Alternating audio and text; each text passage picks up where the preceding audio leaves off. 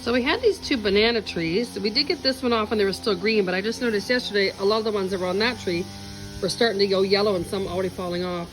My husband had taken a row off of this tree a while ago. They were little and they were just these little black ones now.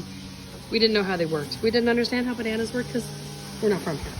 But I do know that we did cut off the stalk at the right time now, but the other one was a little bit further advanced and we ended up wasting a few bananas. And there was these gigantic black beetles, which are gross in there. But anyway, they make good mulch for something else, and I'll show you what we got so far. So these are the bananas we were able to rescue. I think one of them actually has the skin off a little bit, but they had the beetles on them and some drippings. So I'm gonna spray them down just so that they are not so sticky for one. Make sure there's no other wildlife in there.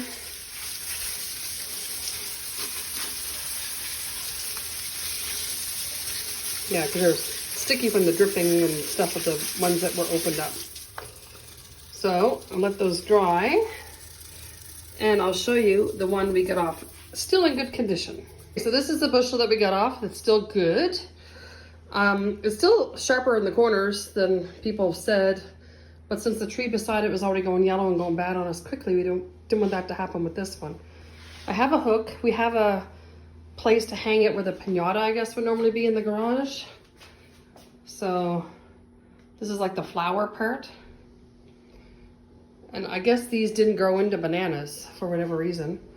They all look like, you know, the tops of a banana, but they didn't grow into a banana. But we do get quite a few here, and my husband says it's quite heavy. So we're gonna hang this up. Okay, it looks like we're not gonna need the hook after all because we just put the rope through the pulley. I guess this is where the piñata is supposed to go. We're gonna use it for our bananas. Here we go.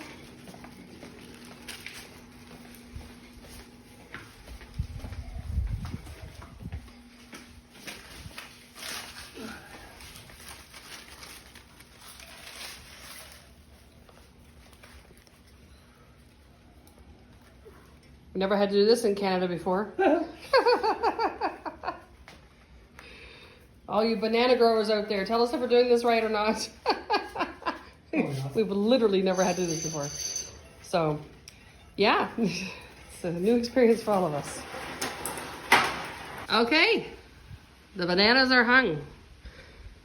Is it like the stockings are hung by the chimney with care? The bananas are hung in the garage with care, I guess. In hopes that no beetles fall from the air. We have a banana problem. We are lousy with bananas. So we're gonna be freezing more bananas. Okay, so that was in 2025 in March, and a year later, I still have frozen bananas in my freezer. So we are gonna make some banana bread today. See the description below for the recipe. First, we're gonna put those 3 frozen bananas and the half a cup of butter in the mixer. And now we're gonna add our other ingredients.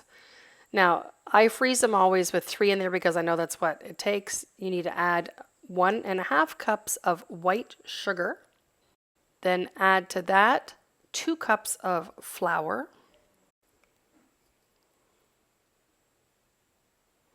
Then we're gonna add in our 2 eggs, our half a teaspoon of baking soda, 1 teaspoon of baking powder, and 1 teaspoon of salt,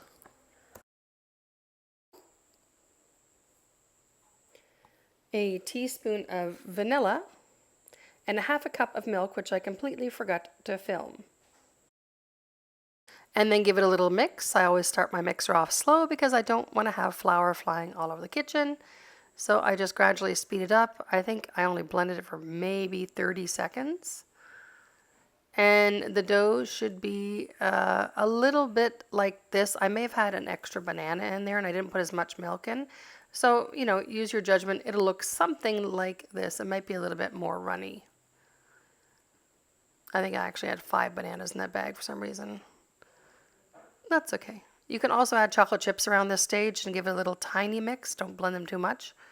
I made the one yesterday with chocolate chips, so I'll show you that at the end of the video too. I'm deciding to make these into cupcakes because, like I said, I just made them yesterday as loaves. And I thought, oh, I'll make them as cupcakes now. And here they are as loaves, and I added chocolate chips inside and a few on the top, and they were absolutely delicious. I may have overdid it with the chocolate chips. I'm not sure. What do you guys think? That's how we make it in El Salvador. Smash the